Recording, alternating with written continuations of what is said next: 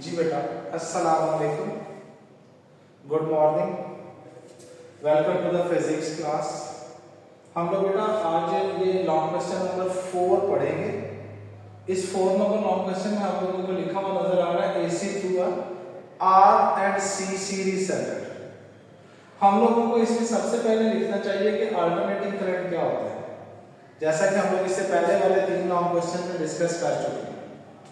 अब इसमें हम लोग बताते हैं कि सच a current having a changing value and direction that is called alternating current. और रेजिस्टर क्या होता है, एक ऐसा कंपोनेंट जो अपोज करता है करंट की flow, that is called resistor. फिर कैपेसिटर क्या होता है, a device which can store a charge in electric field. तो यहां पर मैंने जो E लिखा है ये इलेक्ट्रिक फील्ड के लिए लिखा है मैंने, इलेक्ट्रिक फील्ड। इसकी मैं जूम करके क्लोज पिक्चर आप लोगों को अलग से सेंड कर दूंगा जो कि आपको मिल जाएगी। अब बेटा इसके अंदर हम लोगों ने लिखा RC सीरीज सर्किट क्या है। वैसे मुझे अभी ख्याल आ रहा है कि इससे पहले हम लोगों को एक दफा सीरीज सर्किट भी लिखना चाहिए, और आप लोगों को पता है उसकी डेफिनेशन होती है one path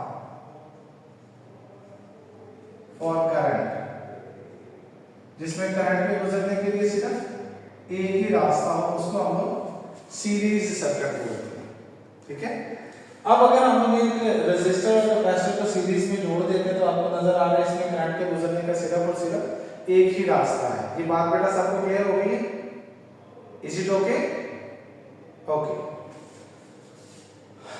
Such combination in which R and C are connected to an AC source and series.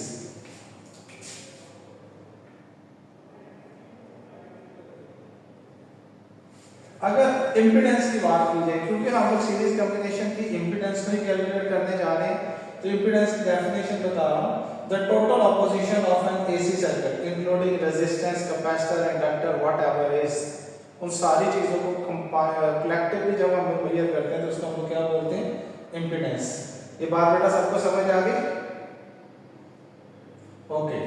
अब डेरिवेशन में हम लोग जाने से पहले थोड़ा सा ग्राफ के ऊपर फोकस करते हैं। हम लोगों ने इससे पीछे वाले टॉपिक में पढ़ा था कि जब करंट और वोल्टेज एक रेजिस्टर में से गुजरते हैं तो उसमें कोई फेज डिफरेंस नहीं आता, no phase difference, do not produce a phase difference.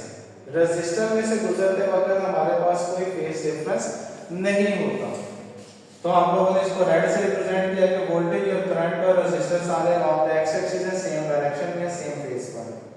मगर हम लोगों ने कैपेसिटर वाले टॉपिक में पढ़ा था कि जब कैपेसिटर में से गुजरते हैं तो हमारे पास वोल्टेज जो होते हैं वो लैग करते हैं और करंट जो होता है वो लीड कर रहा होता है। Voltage is lagging behind the current and current is leading the voltage.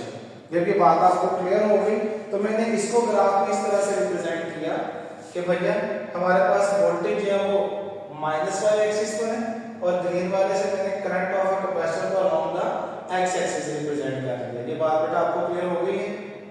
हमें यहां पर पता चल गया कि वोल्टेज और करंट रेजिस्टर के सेम लाइन में है और कैपेसिटर के दोनों आपस में एक दूसरे के लीडिंग और लैगिंग कंडीशन में। अगर मैं वोल्टेज और कैपेसिटर को उठा के हेड के ऊपर ऐड कर देता हूं हेड टू टेल रूल के अकॉर्डिंगली, तो मेरे पास ये जो रिजल्टेंट बन जाता है, ये रिजल्टेंट वोल्टेज भी कहा जा सकता है, रिजल्टेंट रेजिस्टेंस या रिएक्टेंस या इंपेडेंस या ऑपोजिशन भी कहा जा सकता है।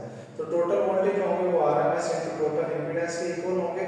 इसकी वैल्यू को कैलकुलेट करने के लिए मैंने पाइथागोरस थ्योरम अप्लाई कर दिया इस ट्रायंगल पर जिसका नाम मैं आपके सामने लिख रहा हूं ए बी और सी। अब एक मिनट की डेरिवेशन है, बस जिस बच्चे को पाइथागोरस थ्योरम आता है उसे पता है कि पाइथागोरस थ्योरम में hypotenuse square is equal to perpendicular square plus A square होता है।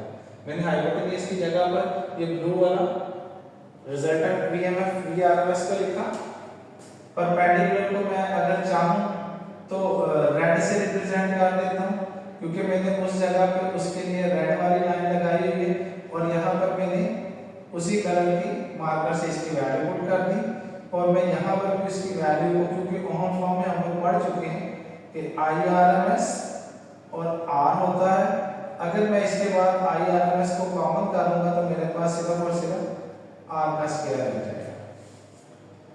दूसरी जगह पे आप लोगों को नजर आ रहा है कि मैंने बेस के लिए वोल्टेज को यूज किया था, लिहाजा मैंने उसके लिए बेस के लिए वही वाला कलर यूज कर लिया और उसके वैल्यू का स्क्वायर लेने के लिए भी मैंने वोल्टेज अक्रॉस द कैपेसिटर का स्क्वायर यूज कर लिया। अब मैं इसमें जब ओम लॉ के अकॉर्डिंगली वैल्यू पुट करूंगा तो मेरे पास क्या आएगा, IRMS और XC। इसमें से मैंने IRMS को कॉमन ले लिया तो मेरे पास बाकी क्या बच गया, XC। XC असल में क्या चीज है वो आपको देखें मैंने दो तीन तरह से रिप्रेजेंट किए। XC is represented the reactance of a capacitor. Reactance of a capacitor का फार्मूला हम लोगों ने पहले से पढ़ा हुआ है कि XC is equal to 1 over omega C, यहाँ पे 2 पाई FC। इस वैल्यू को क्या मैं XC की जगह पे पुट कर सकता हूँ। जब मैंने इस फार्मूले में इन दोनों वैल्यूज को पुट करना है तो मेरा एक्सप्रेशन कुछ इस तरह का बन जाएगा, R का square plus 1 over omega square और C स्क्वायर। यही मेरे पास फाइनल रिजल्ट है, क्योंकि VRMS और VRMS को मैंने पढ़ा कि वो इंपेडेंस के इक्वल है टोटल इंपेडेंस। जब मैंने इस वैल्यू को यहाँ पर पुट किया तो मेरे पास रिजल्ट भी आपके सामने नजर आ गया, that is impedance of the circuit is equal to the square of resistance and 1 over omega C into C का square।